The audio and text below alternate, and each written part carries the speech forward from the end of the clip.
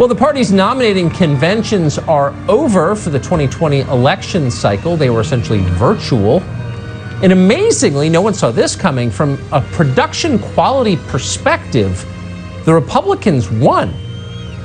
The party of Hollywood lost. The Republicans shot real fireworks, not bottle rockets. They found actual people to clap for their nominee. They didn't have to digitally insert anyone. They even managed to exit the convention without anyone getting hurt. All of these are big achievements in Democrat-run Washington, but how did the conventions compare on a substantive level? Well, Democrats insisted their convention would be light and uplifting, and they hoped you would take their word for it. Don't look too closely at the fine print. If you did happen to catch what they said from the podium, though, you may have reached a different conclusion. Perpetually aggrieved Michelle Obama, for example, declared that America is a deeply racist country. She lectured America about this from her $12 million home on Martha's Vineyard, her summer house. Life is very hard for people who look like Michelle Obama, said Michelle Obama. She didn't explain why she was broadcasting all of this from a mansion in one of the palest communities on earth, but whatever. Watch. They see people calling the police on folks minding their own business just because of the color of their skin. They watch in horror as children are torn from their families and thrown into cages, and pepper spray and rubber bullets are used on peaceful protesters for a photo op. Sadly, this is the America that is on display for the next generation. A nation that's underperforming not simply on matters of policy, but on matters of character. Is there anyone more privileged than that? And by the way, if you doubt her privilege, go read her thesis from Princeton. And ask yourself, how did someone who wrote something this stupid wind up this famous? Anyway, she's telling you that the cages her husband built are bad now. Throwing rocks and torching churches is in fact peaceful protesting. And by the way, the country is racist. At the Republicans' convention, by contrast, the Kentucky Attorney General, a Republican called Daniel Cameron, was slightly more upbeat. He said he supported the president. According to Joe Biden, that means he's not black, but he did it anyway. And then he delivered what effectively amounted to a condemnation of identity politics. Here's part of it.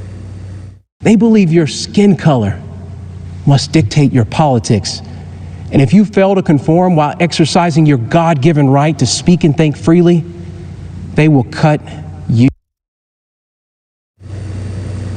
Fundamental fairness. That might sound like a worthwhile goal for a civilized country, but laws and fairness, Barack Obama told us, are in fact expressions of bigotry. Destroying businesses and waking people up in the middle of the night because you don't like the way they look, that's fulfilling our country's dreams. Watch.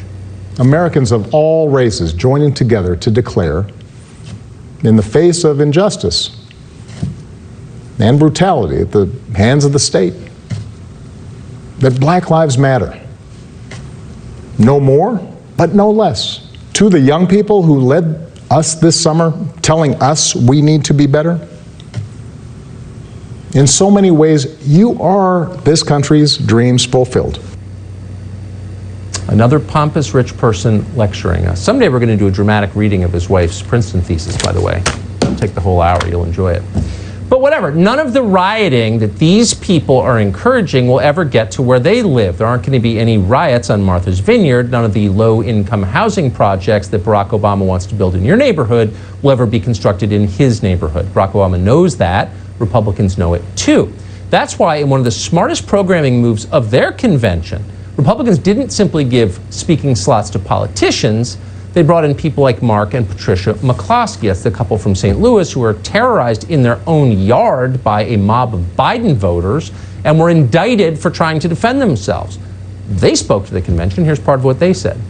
It seems as if the Democrats no longer view the government's job as protecting honest citizens from criminals, but rather protecting criminals from honest citizens. And the police aren't coming when you call. In Democrat-run cities, they're already being defunded, disbanded. blaming our best and allowing society's worst? Democrats have turned their backs on our brave police officers. They call it defunding. Isn't it ironic that Democrat politicians have personal security to protect them? So why don't they forego their security and replace them with social workers, especially since that's what they want for you and me? Well, that's a great question. They're turning America into a genuinely dangerous country, but they're keeping their own bodyguards, which you're paying for. Why are they doing that? Well, they didn't answer. Instead, they treated us to yet another lecture from entitled Rich Girl Sandy Cortez. She did not grow up in the hood. She grew up in leafy Westchester. She's learned a lot from that experience. Watch.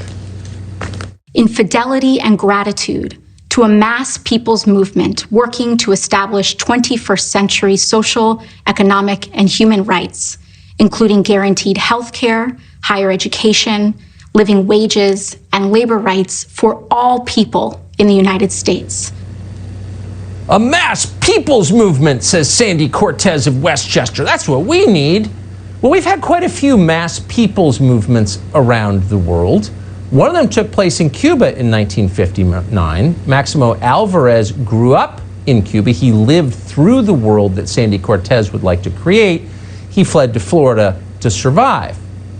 He spoke at the convention, really one of the best speeches of the RNC. Here's part of it.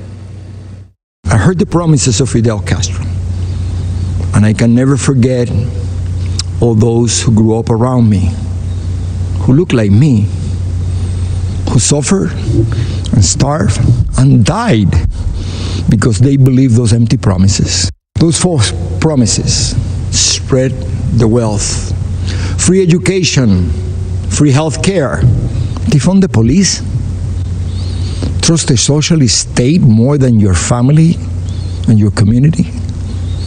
They don't sound radical to my ears.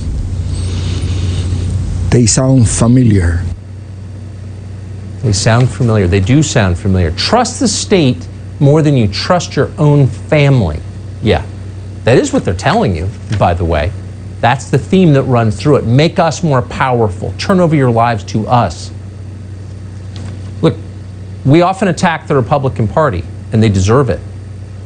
But when you get right down to it, there's a massive difference between the party. The bedrock beliefs of the parties are not the same. And that was the most obvious takeaway from the last 2 weeks.